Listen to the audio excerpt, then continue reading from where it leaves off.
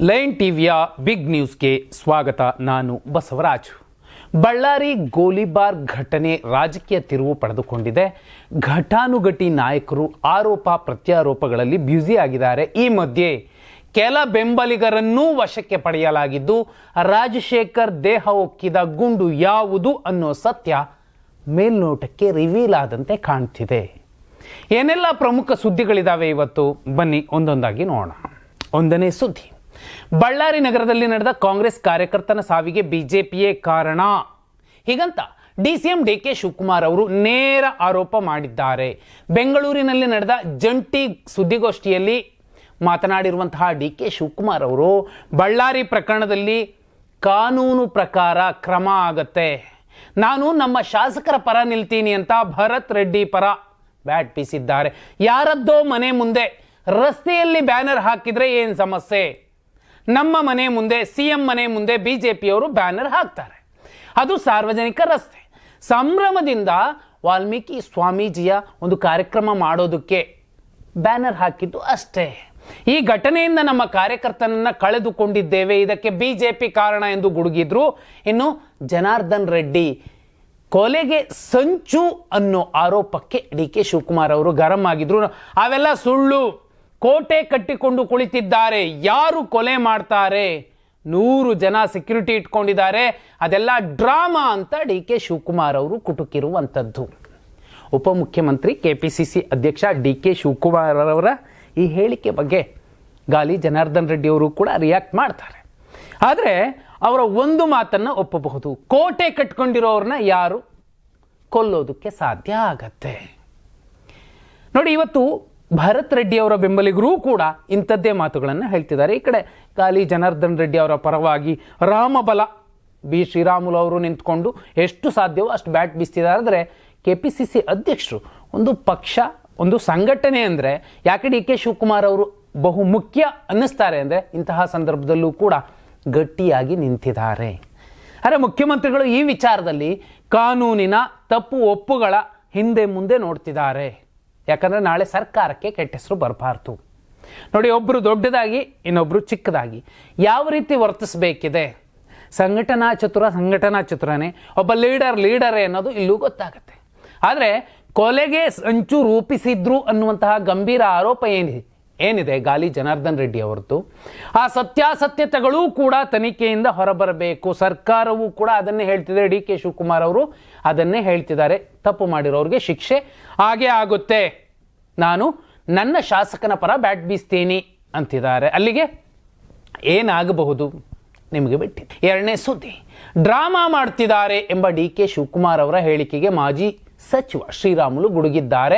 Flex ವಿಚಾರ ಕೇವಲ ನೆಪ ಮಾತ್ರ, ಜಗಳ ಮಾಡಬೇಕೆಂದೇ ಬಂದಿದ್ದಾರೆ, ಅವರೇ ಗುಂಡು ಅವರ ಕಾರ್ಯಕರ್ತರಿಗೆ ಹಾಕಿದ್ದಾರೆ, ಅಮಾಯಕ ಸತ್ತ ಮೇಲೂ ಇದಕ್ಕೆ ಬೇಜವಾಬ್ದಾರಿ ಮಾತಾಡ್ತಿದ್ದಾರೆ. ಇದಕ್ಕೆ ಜವಾಬ್ದಾರಿ ಯಾರು? ಪೊಲೀಸರಿಂದಲೂ ಪ್ರಾಥಮಿಕ ವರದಿ ಬಂದಿದೆ, ಯಾವ ಗನ್ನಿಂದ ಬುಲೆಟ್ ಹಾರಿದೆ ಅನ್ನೋದನ್ನು ನೀವೇ ಘೋಷಣೆ ಮಾಡಿದ್ದೀರಿ. ಆದರೂ ಇಲ್ಲಿಯವರೆಗೂ ತಪ್ಪಿತಸ್ಥರು ಯಾರೆಂದು ಏಕೆ ಘೋಷಿಸಿಲ್ಲ ಎಂದು ರಾಮುಲು ಅವರು ಪ್ರಶ್ನಿಸಿದ್ದಾರೆ. ಮುಂದಿನ ದಿನಗಳಲ್ಲಿ ಹೋರಾಟದ ಬಗ್ಗೆ ಚಿಂತನೆ ಮಾಡುವುದಾಗಿ ಹೇಳ್ತಿದ್ದಾರೆ. ಇಲ್ಲಿ ಸತ್ತವರು ಪಾಪ ಒಬ್ಬ ಅಮಾಯಕ ಅಥವಾ ಕಾಂಗ್ರೆಸ್ ಕಾರ್ಯಕರ್ತ, ಒಂದು ಬಡ ಕುಟುಂಬದ ವ್ಯಕ್ತಿ. ಆದರೆ ಇಲ್ಲಿ ಸತ್ತಿದ್ದು ಕಾಂಗ್ರೆಸ್ ಕಾರ್ಯಕರ್ತ ಅನ್ನೋದು ಒಂದು ಕಡೆ ಇಟ್ಟರೆ, ಮತ್ತೊಂದು ಕಡೆ ರಾಜಕೀಯ ಎಷ್ಟರ ಮಟ್ಟಿಗೆ ಇಲ್ಲಿ ಇವ್ರ ಮೇಲೆ ಅವರು, ಅವ್ರ ಮೇಲೆ ಇವರು. ಮತ್ತು ಕೊಂದವ್ರು ಯಾರು? ಬೇರೆ ಗ್ರಹದಿಂದ ಏನಾದರೂ ಬಂದು ಕೊಂದೋದ್ರ? ಇಬ್ಬರಲ್ಲೊಬ್ರು ಯಾರೋ ಆಗಿರಬೇಕು. ಆ ತಪ್ಪಿತಸ್ಥನಿಗೆ ಕಠಿಣ ಶಿಕ್ಷೆ ಆಗಿಲ್ಲ ಅಂದರೆ ಪಾಪ ರಾಜಶೇಖರ ಆತ್ಮಕ್ಕೆ ಶಾಂತಿ ಸಿಗುತ್ತಾ? ರೆಡ್ಡಿಗಳ ದೌಲತ್ತಿನ ಮಧ್ಯೆ, ಅವರ ರಾಜಕಾರಣದ ದೌಲತ್ತಿನ ಮಧ್ಯೆ ಒಂದು ಬಲಿ, ಮಾಮೂಲಿ ಬಲಿ ಅಂತ ಅನ್ನಿಸ್ಬಿಡಬಾರ್ದು. ಯಾಕಂದರೆ 1990ರ ದಶಕದಿಂದ ಇಲ್ಲಿಯ ತನಕ ಬಳ್ಳಾರಿ ರಾಜಕಾರಣದಲ್ಲಿ, ಅದು ರೈಲ್ವೆ ಬಾಬು ಅವರಿಂದ ಹಿಡಿದು ಕಾರ್ಪೊರೇಟರ್ ರಾಘವೇಂದ್ರ ಇಂದ ಹಿಡಿದು ರಾಜಶೇಖರ್ ತನಕ ಬಹು ಮುಖ್ಯವಾಗಿ 3 ಸಾವುಗಳಿದಾವಲ್ಲ, ಇವು ಟರ್ನಿಂಗ್ ಪಾಯಿಂಟ್ಗಳು. ಒಬ್ಬೊಬ್ಬರು ಬಂದು ಇನ್ನೊಬ್ಬರ ಜಾಗಕ್ಕೆ ಬಂದು ಕೂತು ಇನ್ನೊಬ್ಬರು ಕೆಳಗೋಗಿದ್ದಕ್ಕೆ ಒಂದು ಟರ್ನಿಂಗ್ ಪಾಯಿಂಟ್ಗಳಾಗಿ ಕಾಣ್ತವೆ.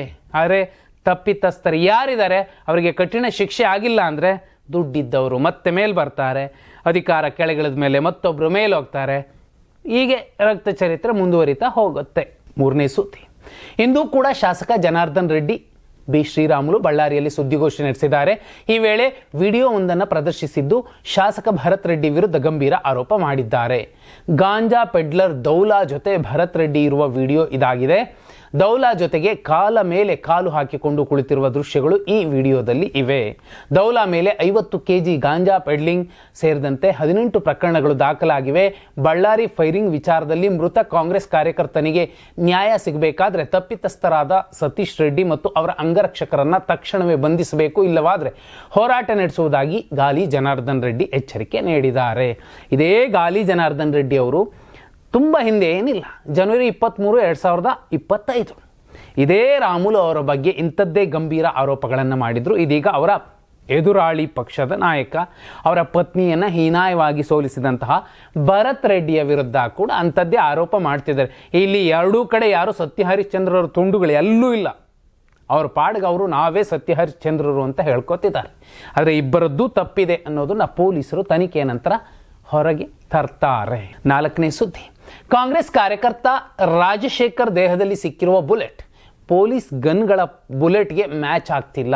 ಪ್ರಾಥಮಿಕ ವರದಿಯಲ್ಲಿ ಇದು ಸಾಬೀತಾಗಿದೆ. ಫೈರ್ ಆಗಿರಬಹುದು, ಅದು ಖಾಸಗಿ ಗನ್ನಿಂದಲೇ ಎನ್ನಲಾಗ್ತಿದೆ. ಹೀಗಂತ ಗೃಹ ಸಚಿವ ಡಾಕ್ಟರ್ ಜಿ ಪರಮೇಶ್ವರ್ ಅವರು ಹೇಳಿದ್ದು. ಸದ್ಯ ಬುಲೆಟ್ ಅನ್ನ FSLಗೆ ಕಳಿಸಲಾಗಿದೆ. ಘರ್ಷಣೆ ವೇಳೆ ಇದ್ದ ರಿವಾಲ್ವರ್ ಗನ್ಗಳನ್ನು ಸೀಜ್ ಮಾಡಲಾಗಿದೆ. ಯಾವುದರಿಂದ ಫೈರ್ ಆಗಿದೆ ಅನ್ನೋದು ಗೊತ್ತಾಗಲಿದೆ. ಪರಸ್ಪರ ದೂರುಗಳನ್ನು ಕೊಟ್ಟಿದ್ದು FIR ದಾಖಲಿಸಿಕೊಳ್ಳಲಾಗಿದೆ. ಈಗಾಗಲೇ ADGP ಸ್ಪಾಟ್ನಲ್ಲಿದ್ದಾರೆ. ಏನು ನಡೀತು ಅನ್ನೋ ಬಗ್ಗೆ ತನಿಖೆ ಮೂಲಕ ಗೊತ್ತಾಗಲಿದೆ ಅಂತ ಡಾಕ್ಟರ್ ಜಿ ಪರಮೇಶ್ವರ್ ಅವರು ಹೇಳಿರುವಂಥದ್ದು. ಇದು ಮಾಮೂಲಿ. ADGP ಅವತ್ತೇ ಸ್ಪಾಟಲ್ಲೇ ಹೇಳಿದ್ರು ಇದು ಪೊಲೀಸರದಲ್ಲ ಅಂತ. ಆದರೆ ಖಾಸಗಿ ಗನ್ಮ್ಯಾನ್ ಯಾರು, ಯಾಕೆ ಫೈರ್ ಮಾಡಿದ್ರು, ಎಂತಹ ಸಂದರ್ಭಗಳಲ್ಲಿ ಗನ್ಮ್ಯಾನ್ ಫೈರ್ ಮಾಡಬೇಕು, ಅದಕ್ಕೊಂದು ಫೈರ್ ಆರ್ಮ್ ಪ್ರೋಟೋಕಾಲ್ ಅಂತ ಇರುತ್ತೆ. ಆ ಪ್ರೋಟೋಕಾಲನ್ನು ಯಾಕೆ ಫಾಲೋ ಮಾಡಲಿಲ್ಲ?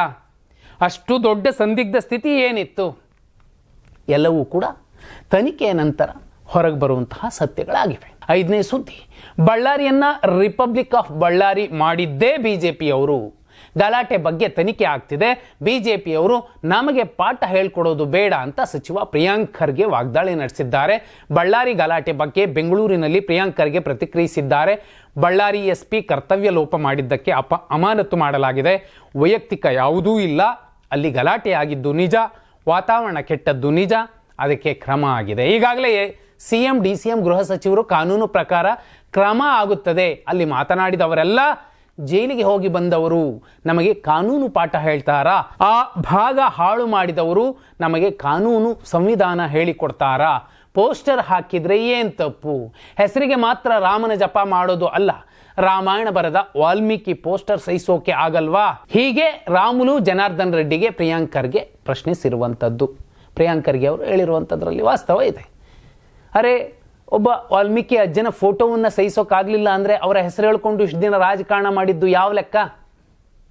ಹಳೇ ದ್ವೇಷ ಅದೇನೇ ಇರಲಿ, ನಿಮ್ಮ ದೌಲತ್ತುಗಳ ಪ್ರದರ್ಶನಕ್ಕೆ ಅಂತಹ ಮಹರ್ಷಿಯ ಫೋಟೋವನ್ನು ಹರಿದಾಕುವಂಥದ್ದು, ಹರಿದಾಕಿದ್ದು ಯಾರು ಗೊತ್ತಾಗತ್ತೆ. ಅದು ದೊಡ್ಡವರೇ, ದೊಡ್ಡ ಹೆಸರೇ ಬರುತ್ತೆ. 6ನೇ ಸುದ್ದಿ, ಬಳ್ಳಾರಿಯಲ್ಲಿ ನಡೆದ ಘಟನೆಗೆ ಶ್ರೀರಾಮುಲು ಮತ್ತು ಜನಾರ್ದನ್ ರೆಡ್ಡಿ ಅವರ ಪ್ರಚೋದನೆಯೇ ಕಾರಣವಂತೆ. ಹೀಗಂತ ಮಾಜಿ ಸಚಿವ ಬಿ ನಾಗೇಂದ್ರ ಗಂಭೀರ ಆರೋಪ ಮಾಡಿದ್ದಾರೆ. ವಾಲ್ಮೀಕಿ ಪ್ರತಿಮೆ ಕಾರ್ಯಕ್ರಮ ತಡೆಯಲು ವಿರೋಧಿಗಳು ದೊಣ್ಣೆ ಖಾರದ ಪುಡಿಯೊಂದಿಗೆ ಪೂರ್ವ ಸಿದ್ಧತೆ ಮಾಡಿಕೊಂಡಿದ್ದರೆಂದು ದೂರಿದ್ದಾರೆ. ಬಳ್ಳಾರಿಯನ್ನ ರಿಪಬ್ಲಿಕ್ ಆಫ್ ಬಳ್ಳಾರಿ ಮಾಡಲು ಬಿಡುವುದಿಲ್ಲ ಎಂದು ಗುಡುಗಿದ್ದಾರೆ. 3 ದಿನಗಳ ಹಿಂದೆ ಕೆಲವರನ್ನ ಪ್ರಿಪೇರ್ ಮಾಡಿಕೊಂಡಿದ್ದಾರೆ. ಗಲಾಟೆ ಆಗಬಹುದು, ನೀವು ರೆಡಿ ಇರಿ, ದೊಣ್ಣೆಗಳನ್ನು ತಗೊಂಡುಕೊಂಡು ಬನ್ನಿ, ಕಲ್ಲು ರೆಡಿ ಮಾಡ್ಕೊಂಡಿರಿ ಎಂದು ಹೇಳಿರಬಹುದು. ಏಕಾಏಕಿ ಅಷ್ಟು ಜನ ಸೇರುವುದಕ್ಕೆ ಸಾಧ್ಯವಿಲ್ಲ. ಇದು ಪ್ರಚೋದನಕಾರಿ ಎಂದು ಬಿ ನಾಗೇಂದ್ರ ಅವರು ಆರೋಪಿಸಿರುವಂಥದ್ದು. ಮೇಲ್ನೋಟಕ್ಕೆ ಅಲ್ಲಿ ಬಿದ್ದಿರೋ ಕಲ್ಲುಗಳು ಮತ್ತೆ ಸಾಕಷ್ಟು ವಿಜುವಲ್ಗಳಲ್ಲಿ ಆ ಕಡೆಯಿಂದಲೂ ದೊಣ್ಣೆ ಹಿಡ್ಕೊಂಡು ಬರ್ತಾರೆ, ಈ ಕಡೆಯಿಂದ ಯಾರು ಸಾಚಗಳೇನಿಲ್ಲ, ಎರಡೂ ಕಡೆಯವರು, ಎರಡೂ ಕಡೆಯವರು ಜೈಲಿಗೆ ಹೋಗಿ ಬಂದಿರೋರು ಸಾಕಷ್ಟು ಜನ ಇದ್ದಾರೆ. ಅವರೆಲ್ಲ ಸೇರಿಕೊಂಡು ಪ್ಲಾನ್ಡ್ ಆಗಿ ಇದನ್ನು ಮಾಡಿದ್ದಾರೆ. ಅವರು ಹತ್ಯೆ ಸಂಚು ಅಂತಾರೆ, ಇದು ಪ್ರೀ ಪ್ಲಾನ್ಡ್ ಗಲಾಟೆ ಅಂತ ಇವರು ಹೇಳ್ತಿದ್ದಾರೆ.